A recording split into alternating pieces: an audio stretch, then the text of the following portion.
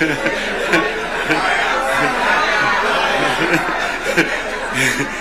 know, I've been a member of parliament for this constituency for 20 years. And I used to meet with members of parliament. I was a prime minister. And every Wednesday was a prime minister's question time in parliament.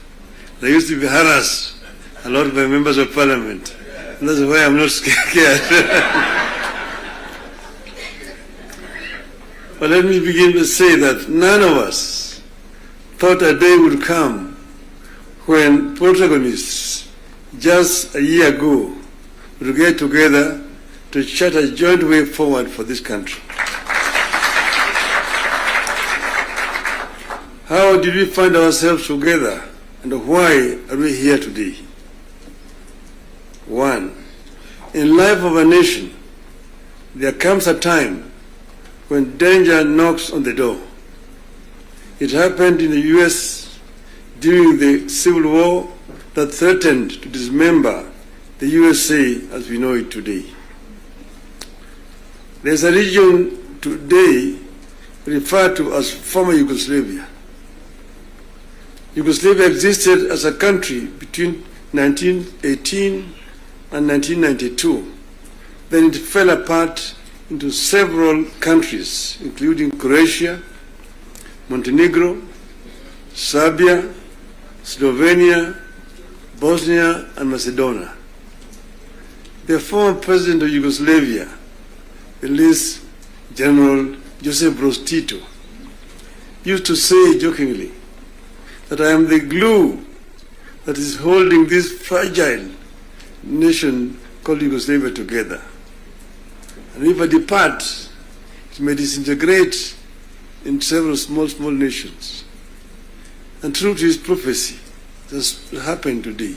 There's no Yugoslavia. Closer to home here next door is Somalia.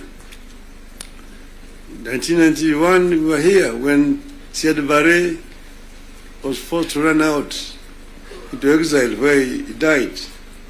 Look at Somalia today. So there are several examples that exist around the world.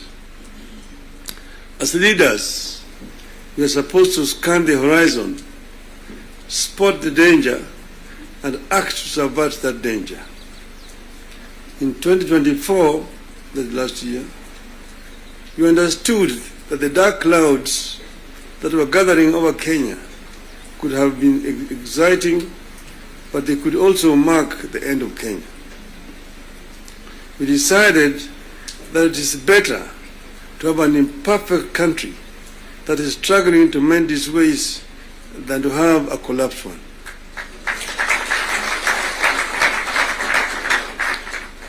We came together to create an environment in which we can discuss our issues and differences as people of one nation. As you know, and as you know here, there are countries that cannot discuss their issues at home. In my life, I've attended many meetings in London, Paris, Istanbul, Washington, name it, where African leaders are ferried to foreign capitals from their own collapsing countries to discuss issues they cannot discuss at home. We go together to spare Kenyan that shame.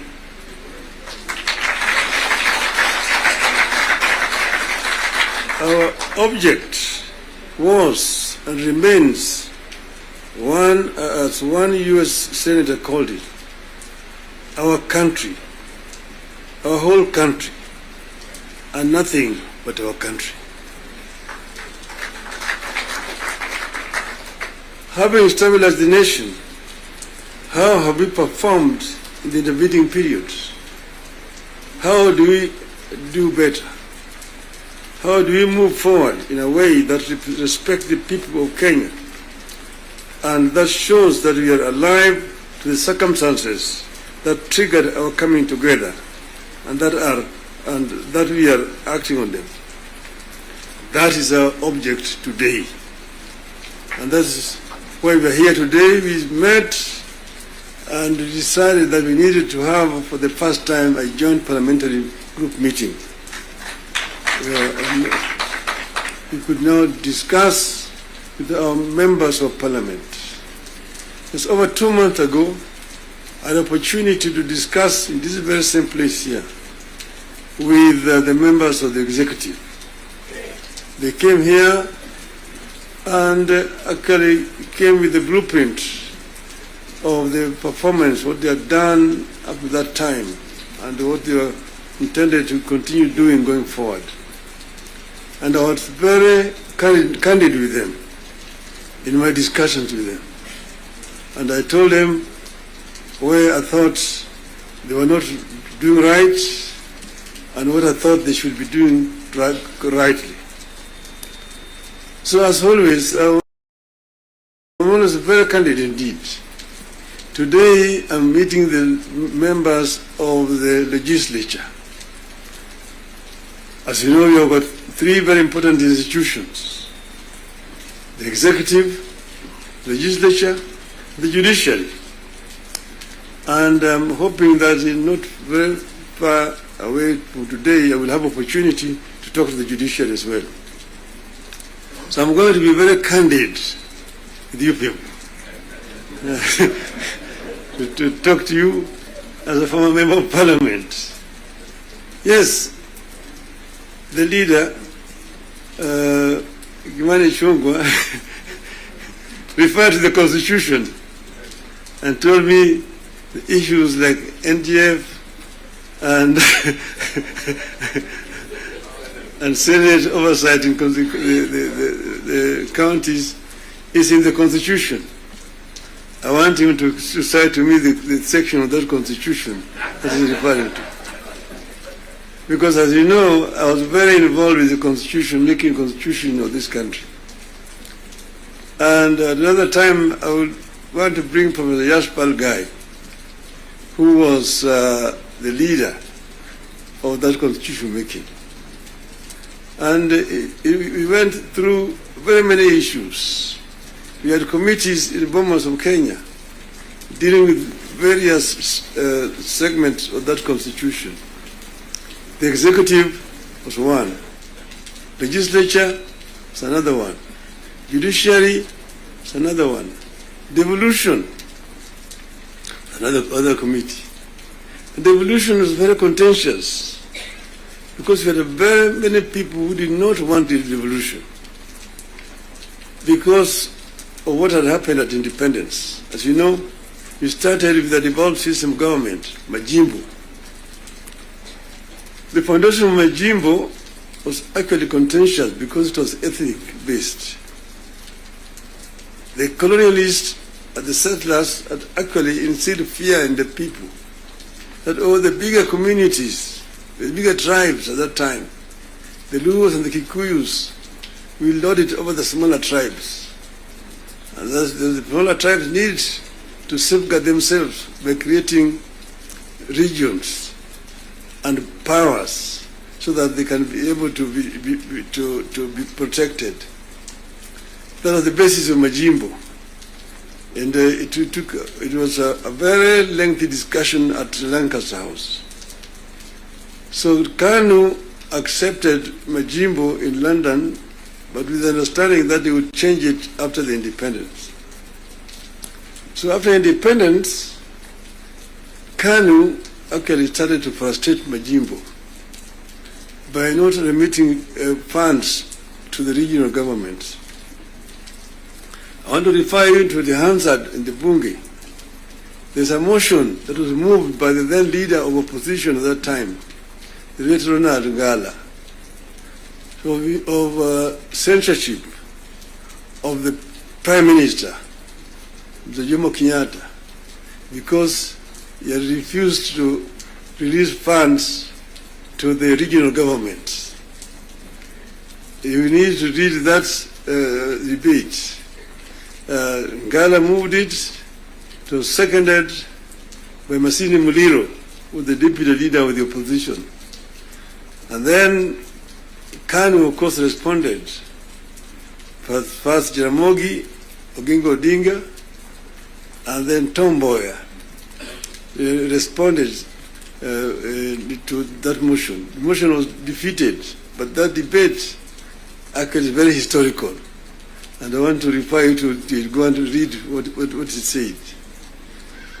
Eventually, KADU, of course, had to fold up and dissolved, and then eventually Majimbo was also dissolved through a constitutional amendment. And then what happened was what? They created a Ministry of Local Government, which was given a lot of powers, Ministry of Local Government. So the Minister of Local Government became an executive minister, just like a Minister for Finance under that constitution at that time. And now they were county councils down there, they capped 265. But then they could not do anything without authority in writing for the Minister of Local Government. So we had all these documents when we were there at Bomas. But then we said we wanted to give more autonomy to the counties so that service delivery could be better improved. We came up with regions at Bomas of Kenya. But there are people who really opposed devolution. The chairman of devolution in Bomas was called Dr. Odhiambo Mbai. He addressed the audience at Bomas, and by the time he finished talking, everybody said that man should be the chairman of that committee, and became the chairman of the committee. And he conducted the matter so well and so effectively that he became a marked person. What did they do to him? In broad daylight, around 11 o'clock, on Ngong Road there, off Ngong Road, in his residence, they sent assassins. And in the presence of his children, they shot him and killed him. The assassins of Mumbai were arrested. Eventually they were released. So I just want you to know that the revolution has got very many people and very powerful people in this country today. Then after that, because you know that ODM is a product of constitution making. And one of the founding members of ODM is sitting here with you. The other one is the former president, who is a member, and quite a number. We are going to have the 20 years of ODM in October, and all the founding members are going to be invited.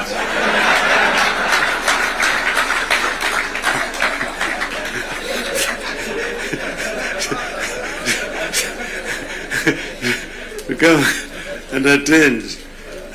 Now you see, we said that we give clear, responsibilities. The executive, the legislature, and the judiciary. And the legislature is supposed to make laws that the executive uses to run the country. And the judiciary is then there to ensure that in implementation of these laws, the executive is not overreaching or violating the law of the Constitution. But then, so the work of Parliament is representation, legislation, and oversight. Very clear, it's written there in the Constitution. Parliament is not supposed to be implementing. Parliament is supposed to be oversighting. It's not oversighting. And secondly, there is only two levels of devolution. There's, national and one level, county. Constituency is not an element of devolution. Devolution remains at the county. Down there at the constituency, the county government does implementation of the projects. I'm saying, correct.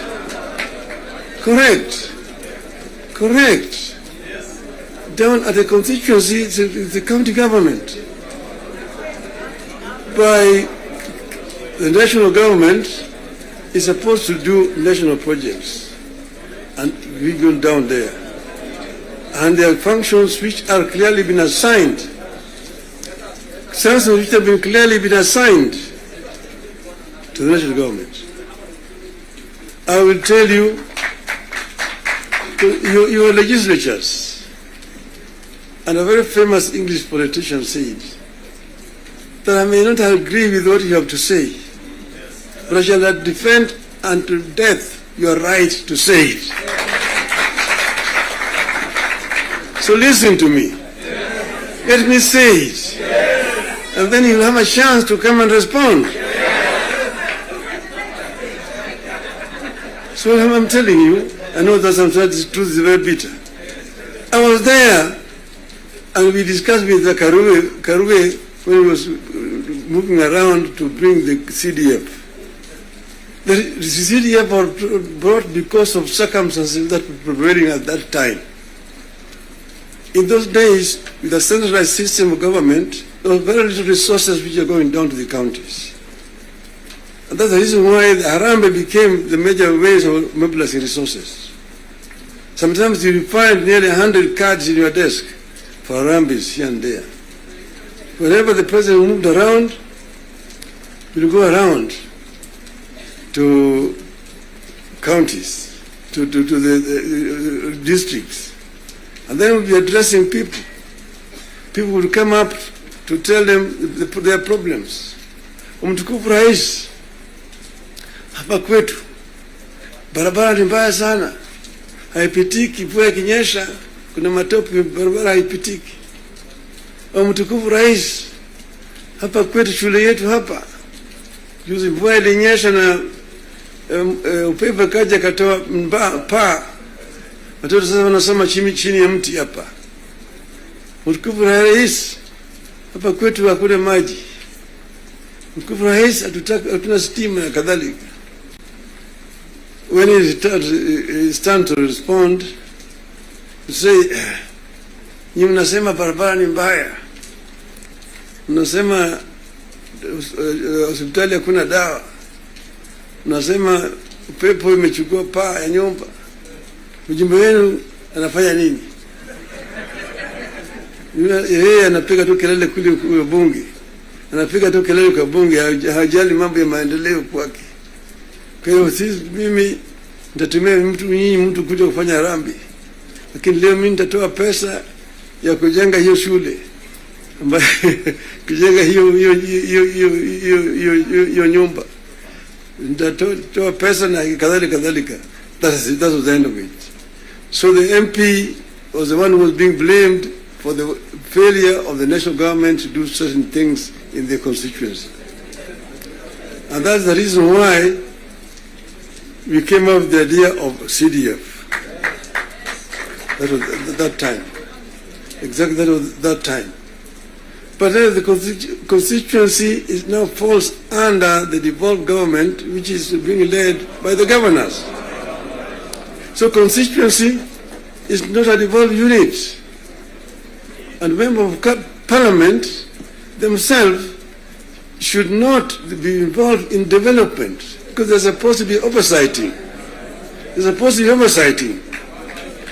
If you yourself being involved in construction of roads, building of schools, your hospitals, who is going to oversight you? Who is oversighting you? So, Mr. President, I hold very clearly that these MPs know that they should not have any business in trying to implement projects in their constituency. Implementation of projects should be left to the county government.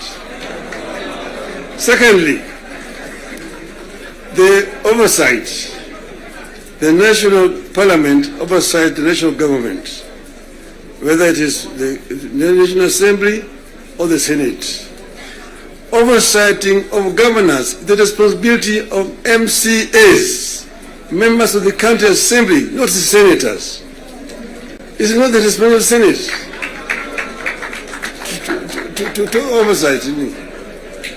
Senate wasting time of governors to come and answer questions about roads in the counties. And thirdly, the issue of extortion.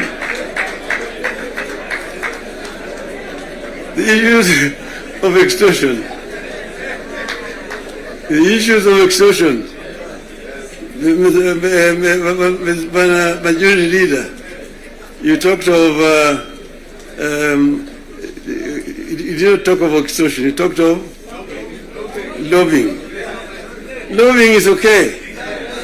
In the US, you've got lobby firms which have formed to lobby the members of the Congress. They come to lobby, they're known, they're officially registered as lobbyists. They come to lobby the members of parliament. But lobbying is a different thing from extortion. From extortion. That you're a member, every committee has got a member who is how do you call him? Welfare bunge is giving a very, very image of parliament, that members of parliament should not be soliciting funds from because you see, listen to me, you know, the environment that we are creating here in this country is very, very hostile to investments.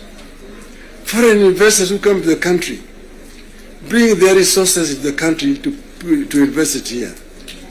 And when they bring their resources, when they find there's too much bureaucracy and there's too much extortion, they run away. Private capital is risk shy. And when, for example, somebody has come with his resources to start a project, and then you find somebody beginning to make noise that, oh, this project has not been approved. This project has not been approved. Or this project is being corruptly implemented. To run away. And delaying of the projects. And you find a situation where members of parliament inviting parastatals and so on, and even purporting to be cancelling projects that have been signed. That is the work of the executive, not the work of the legislature. So the legislature should not be competing with the executive in terms of implementation of projects. Allow the executive to implement and just correct them when they go wrong. That's the country will develop. Create a healthy environment for implementation of projects in the country. Then this country will develop. I know I'm being too honest with you people. And I know that the facts, the truth sometimes is so painful, but I think it is important to say this to honorable members of parliament. Thank you very much. May I now invite my brother to come and address you people.